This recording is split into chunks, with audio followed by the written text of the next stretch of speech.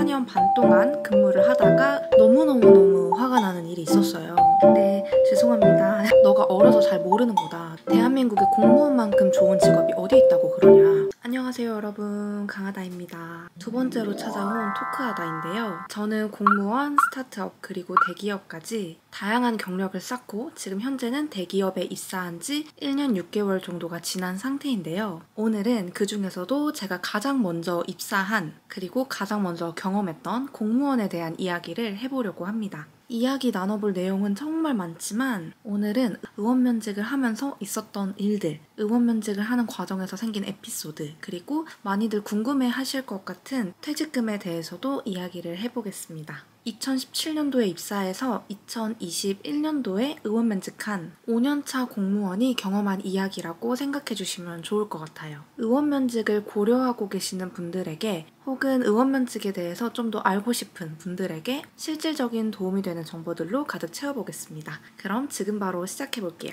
먼저 저는 국가직 세무직 공무원, 즉 서울지방국세청 소속으로서 일선 세무서에서 4년 반 동안 근무를 하다가 의원면직을 했습니다. 총 2곳의 세무서에서 근무를 했었고 6개 부서의 수습 생활을 거쳐서 5개 부서에서 실제 조사관으로서 근무를 이행을 했었습니다. 의원면직의 절차는 그동안의 걱정과 고민이 무색할 정도로 너무 간단한 절차였어요. 우선 가장 먼저 소속되어 있는 팀장님에게 말씀을 드리고 팀장님께서 안내해 주신 대로 업무지원팀 의원면직 담당자분께도 말씀을 드려서 담당 직원분의 안내에 따라서 절차대로 처리를 진행을 했습니다. 각종 서약서도 작성을 했었고 지방청 감찰에 전화도 받았었어요. 전화로 나가서 뭘 할 예정인지, 왜 그만두는 건지, 회사에서 괴롭히는 사람은 없었는지 이런 것들을 물어보시더라고요. 물론 아무것도 말씀드리지는 못했지만 이렇게 의원면직을 처음 이야기한 순간부터 최종적으로 의원면직이 되기까지는 약 3주에서 4주 정도 소요가 됐었던 것 같아요. 저는 팀과 과에 무리가 가지 않는 범위에서 의원면직을 하고 싶었기 때문에 매년 세무서의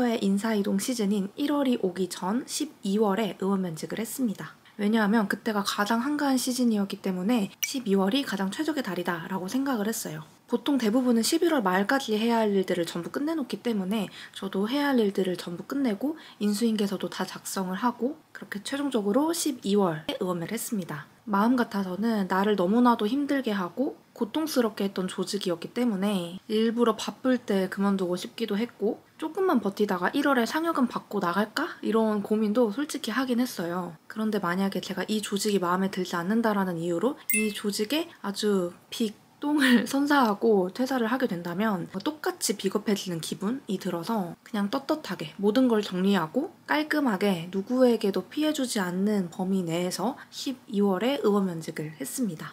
의원면직을 하면서도 정말 너무너무 화가 나는 일이 있었어요. 세무서에는 팀장님과 과장님이 계시거든요. 근데 다른 회사와는 다르게 팀장님이 계시면 팀장님 위에 과장님이 계세요. 그래서 의원면직에 대한 이야기를 팀장님한테 먼저 상의를 드렸고 팀장님께서는 많이 놀라기도 하시고 당황도 하셨지만 나가서 잘 해보라고, 과장님한테는 본인이 이야기를 드릴 테니까 너는 과장님한테 이야기하지 마라, 이런 말씀을 하시더라고요. 그래서 저는 제가 말씀을 드리고 싶다, 저의 이야기니까 제가 직접 과장님한테 말씀을 드리고 싶다 라고 팀장님한테 의사를 밝혔고 팀장님께서는 이건 너가 이야기할 게 아니라 본인이 해야 할 말이니 하지 마라, 너는 업무지원팀에 가서 의원면직을 한다고 이야기를 해라 라고 말씀을 해주셨어요.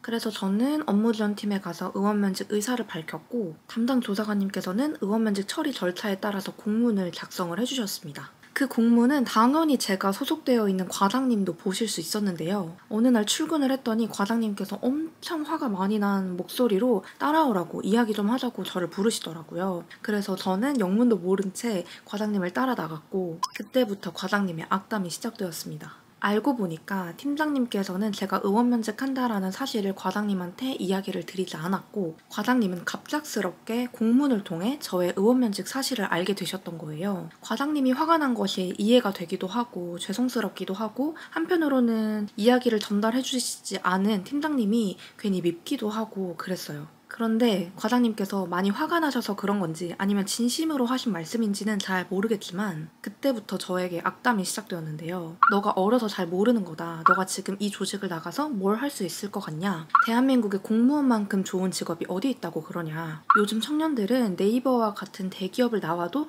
결국에는 다 때려치고 공무원 하는 시대다. 대한민국에 공무원만큼 좋은 직업이 어디 있다고 여길 나가려고 그러냐? 내가 몇십 년 넘게 이 조직에서 생활을 하면서 그만둔 사람은 너가 처음이다. 대충 이런 식의 이야기였어요. 지금 이 일이 한 3년이 넘은 일인데도 정말 어제 일처럼 너무 생생하게 기억이 납니다. 왜냐하면 너무 충격적이었거든요. 그래도 나이가 많이 어린 친구가 의원면직을 결심을 했는데 이렇게 이야기를 할 수 있을까? 이런 생각도 들었고 또 한편으로는 정말 그만두길 잘했다. 나는 틀린 선택을 하지 않았구나. 이렇게 생각도 하게 되었습니다. 그렇게 시작된 과장님의 이야기 속에서 저는 아무 말도 안 하고 네, 죄송합니다. 이 말만 계속 반복했어요. 그냥 그 순간이 빨리 끝나기만을 바래가지고 그렇게 과장님과의 면담이 끝나고 그 면담으로부터 2주 정도 뒤에 저는 의원면직을 했고 그 2주간의 시간 동안 과장님은 저에게 어떠한 말도 걸지 않으셨어요.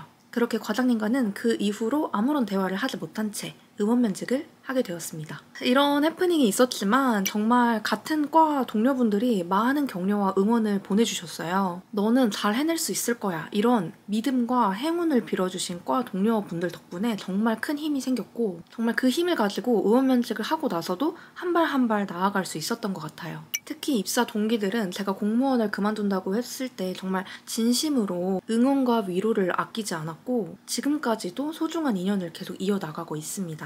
힘들 때마다 그 시절의 따뜻한 기억을 떠올리면서 다시 일어설 힘을 얻었고 그 덕분에 지금의 제가 있을 수 있었다고 생각해요. 네, 그 다음으로는 많이들 궁금해하실 것 같은 퇴직금 이야기인데요. 저는 공무원 연금공단을 통해서 직접 수령하였고 금액은 약 1,000만 원 정도였습니다. 오늘은 이렇게 해서 의원면직 절차와 의원면직을 하면서 있었던 이야기 그리고 퇴직금에 대한 이야기도 해보았습니다. 혹시 의원면직을 고려하고 계신 분들에게 조금이라도 도움이 되는 영상이었기를 진심으로 바라봅니다. 다음 영상에서는 제가 직접 느낀 공무원의 장점과 단점은 물론이고 스타트업과 대기업의 경험도 차례대로 풀어볼 예정입니다. 제가 느낀 각 회사의 장단점은 물론이고 취업 준비 과정에서의 팁 그리고 정말 파란만장한 잊을 수 없는 각종 면접 썰까지 앞으로도 많은 기대 부탁드립니다. 의원면접 과정을 통해서 제가 느낀 가장 큰 교훈은 어떤 선택을 하든 그 선택에 대한 책임과 믿음을 스스로 가져야 한다는 점입니다. 쉬운 길은 아니었지만 제 선택이 틀리지 않았다라는 그 믿음 하나로